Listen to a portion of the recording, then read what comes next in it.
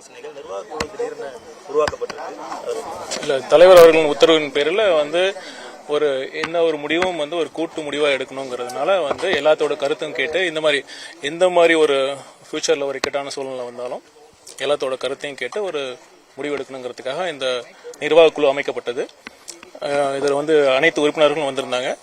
கிட்டத்தட்ட ஒரு 2.5 மணி நேரம் அந்த மீட்டிங் நடந்தது. கரூர் இன்சிடென்ட் பற்றி டிஸ்கஸ் பண்ணோம். அப்புறம் ஃபியூச்சர் அடுத்த ஒரு சிறப்பு பொதுக்குழு அடுத்த வாரம் வரப்போகுது. அதுக்கான அஃபிஷியல் அனௌன்ஸ்மெண்ட் இன்னைக்கெல்லாம் நாளைக்கு வரும். அப்புறம் கரண்ட் இஷ்யூஸ் இந்த எஸ்ஐஆர் வருதில்ல, அதை பற்றி நம்ம எப்படி ஒவ்வொரு மாவட்ட செயலாளர்கள், கட்சி நிர்வாகிகள், பூத் லெவல் ஏஜென்ட்ஸ்லாம் என்னென்ன பண்ணணும் அதை பற்றியான நாங்கள் ஆலோசனை நடந்தது. அதை பற்றி மேலும் அஃபிஷியலாகவும் எல்லாத்துக்கும் ஒரு கம்யூனிகேஷன்ஸ் வரும். ஓகே சார், இப்போ நிர்வாக குழுன்றது நிறைய கட்சியில் ஒரு கோர் கமிட்டியாக இருக்கு. இப்போ தாவேக்கா அடுத்த கட்ட நடவடிக்கைகள் நகர்வுகளுக்கு இந்த கோர் கமிட்டியை உருவாக்கி இருக்கிறதா சொல்லியிருக்காங்க. முதல் ஆலோசனை கூட்டம் எப்படி போயிருக்கு? சில முக்கிய நிர்வாகிகள் இல்லைன்ற விமர்சனம் இருக்கு, அதை எப்படி பாக்குறீங்க? இல்ல, அதாவது தலைவர் அவர்கள்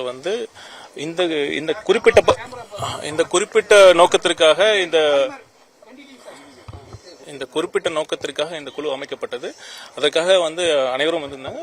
இது சிறப்பா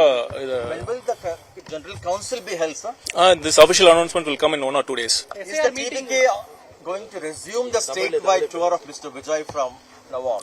Yeah, we are waiting for this SOP which is pending before the Madras High Court. Once this state government gives a proposal for this SOP, then we will be resuming it. உயர்நீதிமன்றம் தவிர்த்து கட்சி சார்பில் எந்த அளவுக்கு திட்டமிடப்பட்டிருக்கு sir? இந்த கட்சி சார்பில் அடுத்து எந்த மாதிரி மக்கள் சந்திப்பு, நீங்க கரூர்ல பார்த்திருப்பீங்க, ஒரு அசம்பாவிதம் நடந்தது. அதை எந்த விதத்துல சிறப்பா பொதுமக்களுக்கும் மற்றவங்களுக்கும் இடையூறு இல்லாத வகையில பண்ணணுங்கிறது நாங்க ஆலோசனை நடத்திக்கிட்டு தான் இருக்கோம். இந்த SOP வந்ததுக்கு அப்புறம் நாங்க கண்டிப்பாக அபிஷியல் அனௌன்ஸ்மெண்ட் வரும். தொடர்ந்து அந்த சந்திப்பு மாவட்டங்களாக செல்லப்படுவதாகவோ இல்ல ஒருங்கிணைந்து ஒரு மாவட்டங்களை ஒருங்கிணைச்சு அந்த கூட்டங்கள் நடத்துவதற்கான அந்த திட்டம் ஏற்பாடு பண்ணிருக்காங்களா? இதற்கு முன்பாக நடத்தப்பட்ட மாதிரி இந்த 2 மாவட்டங்களை ஒன்றாவா இல்ல ஒருங்கிணைந்த மாவட்டங்களா? இல்ல, அது நாங்க டிஸ்கஸ் பண்ணிட்டு இருக்கோம். கண்டிப்பா நாங்க அபிஷியலா நான் சொல்லுவோம். மீட்டிங் ரெகக்னைஸ்ட் பார்ட்டிக்கு, ரெஜிஸ்டர்ட் அண்ட் ரெகக்னைஸ்ட் பார்ட்டிக்கு தான் இருக்குன்னு சொல்லியிருக்காங்க. கண்டிப்பா எங்களை இன்வைட் பண்ணா நாங்க கண்டிப்பா போய் எங்க கருத்துக்களை நாங்க சொல்லுவோம். பீகார்ல எஸ்ஐஆர் வந்தப்பே நாங்க அபிஷியலா நாங்க ஒரு ஸ்டேட்மெண்ட் நாங்க தெளிவா கொடுத்திருந்தோம். இது ஒரு டெமோக்ரஸியோட அடிப்படையே ஃப்ரீ அண்ட் ஃபேர் எலெக்ஷன்ஸ் தான், நியாயமான சுதந்திரமான தேர்தல் தான். அதற்கு வாக்காளர்களும்